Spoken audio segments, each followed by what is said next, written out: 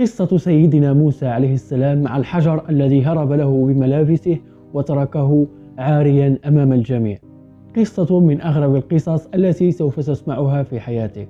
وقبل أن نبدأ قصتنا اشترك في القناة ليصلك كل جديد وفعل زر الجرس وضع إعجابا جميلا كوجهي. في زمن موسى عليه السلام كانت بنو إسرائيل يغتسلون وهم عراة وينظر بعضهم إلى بعض، وكان هذا الأمر عاديا بالنسبة لهم.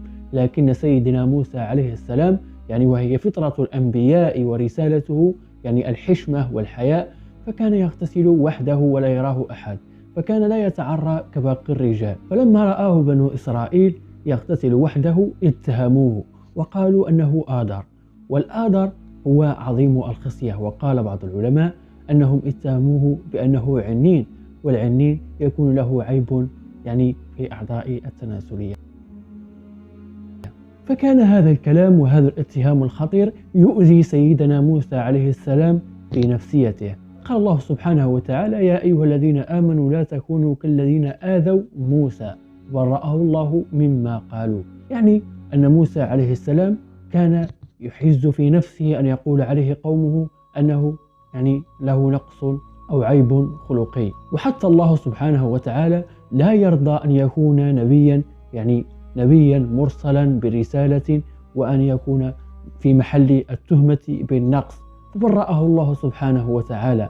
فكانت القصة أن ذهب سيدنا موسى عليه السلام كعادته ليغتسل وحيدا، فلما خلع ملابسه ووضعها على حجر هرب الحجر بملابسه.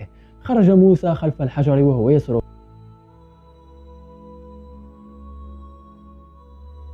أيها الحجر، ملابسي ملابسي أيها الحجر.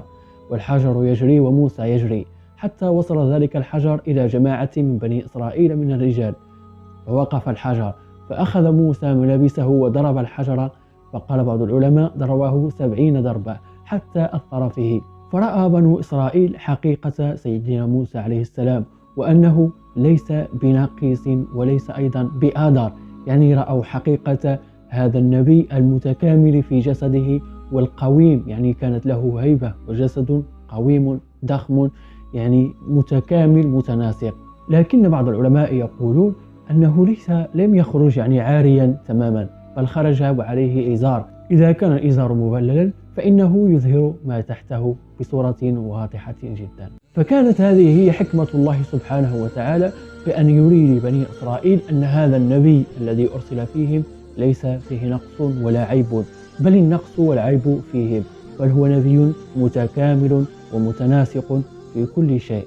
فعاد الاعتبار لسيدنا موسى عليه السلام وعاد له إحساسه برجولته. فموسى عليه السلام كما أنه نبي إلا أنه رجل، والرجل كبرياءه كما تعلمون. إذا كان يعجبك هذا النوع من القصص فاشترك في القناة وفعل زر الجرس ليصلك كل جديد وادعمني. وإذا شئت طبعا فانشر هذه القصة مع أصدقائك وشاركها معهم لتعم الفائدة ويكون لك الأجر إن شاء الله.